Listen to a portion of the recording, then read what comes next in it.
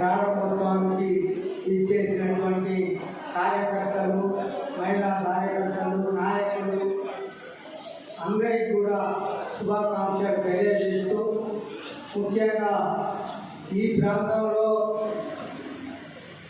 నేను ఈరోజు చూసినటువంటి ఈ ప్రజా ర్యాలీని ముందు ఇదే విధంగా కమ్యూనిస్ట్ పార్టీ ఇక్కడ ఉండేదనేది గత జ్ఞాపకాలను తెచ్చుకోవడం అనేది జరిగింది.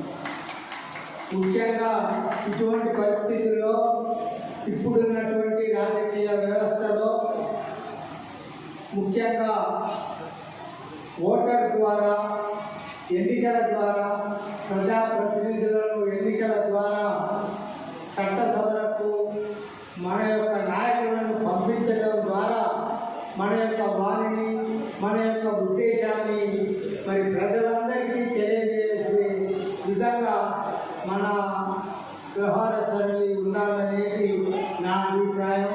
ముఖ్యంగా ఎన్నికలు అనేది చాలా కష్టతరమైనటువంటి పరిస్థితి.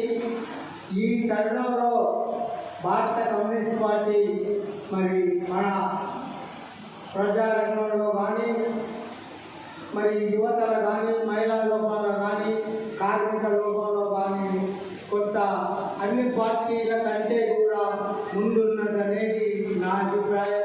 కానీ ఎన్నికల దగ్గరికి వచ్చే వరకు మన యొక్క ప్రజా ప్రతినిధులను చట్టసభలకు పంపించడంలో విఫలం చెందుతున్నాం.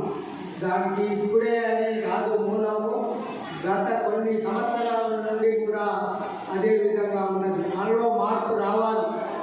మన అన్నాడిన ప్రజల యొక్క పక్షాన మాట్లాడేటువంటి కార్మిక పక్షపాతి, బీదల పక్షపాతి అయినటువంటి మన పార్టీని చట్టసభలకు పంపించడంలో మనం ఖచ్చితంగా సఫలీకృతం కావాలి.